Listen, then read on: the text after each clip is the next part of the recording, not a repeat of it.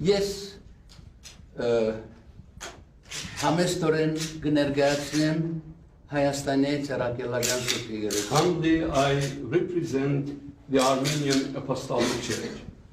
Աշխարհի ամենահին քրիստոնեական եկեղեցիներն մեկը։ It is one of the oldest Christian churches. Հիմնված 4-րդ դարու սկզբին Հայաստանի հողի վրա։ Established in the beginning of the 4th century, 301, on the land of Armenia.